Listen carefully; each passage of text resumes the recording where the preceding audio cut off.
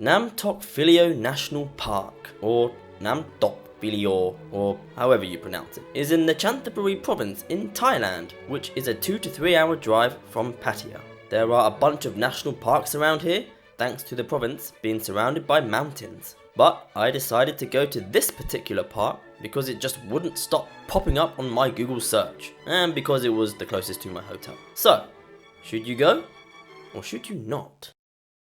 Now then, if you grew up in Pattaya, Bangkok, Rangsit, or any industrial town, then you will immediately begin to notice a difference when breathing in the oxygen from the atmosphere. The refreshing smell of nature starts to make you think twice about why the you live in an environment riddled with fumes and toxins.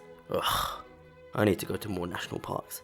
The views outside of the park truly were pretty, and this can probably be said for all of the other parks in the region. There were a group of shops selling the usual things just before you entered the park. You know, food, drinks, souvenirs, clothes. Just be careful when purchasing clothes. You don't want to buy some swimming trunks for 150 baht to then discover another shop a few clicks away selling the exact same pair for a cheaper price. Entry to this place will cost you. For foreigners it's 200 baht, but luckily for Thai nationals it's only 40 baht. Having two different prices does suck, however, it shouldn't be a deal breaker for you.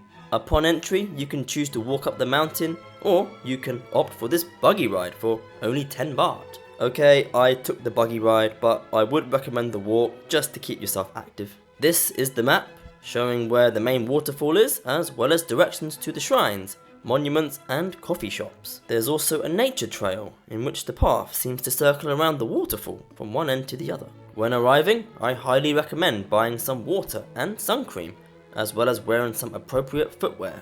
A lot of the walking became slightly uncomfortable, as a lot of the steps became very rocky and slippery. I came with running shoes, which were perfect for this terrain, despite other people coming in flip-flops. Just as the map said, there were a bunch of monuments around where people stopped to admire their beauty, as well as take photos. This national park could definitely pass for being in a fantasy film, as these monuments and shrines were giving me Indiana Jones vibes. Some parts of the park were off limits to the public, which was a bit of a shame as I am a bit of an explorer, but it was probably for the best if it was to maintain the safety of others.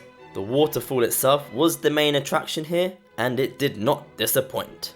From this angle, it really did look nice to watch the water flow down from above, although it looked even more impressive up close, and we were even allowed to swim in it. There were a lot of fish swimming around, which made me a bit hesitant to get in at first, but then realised that they were just fish and I finally went in.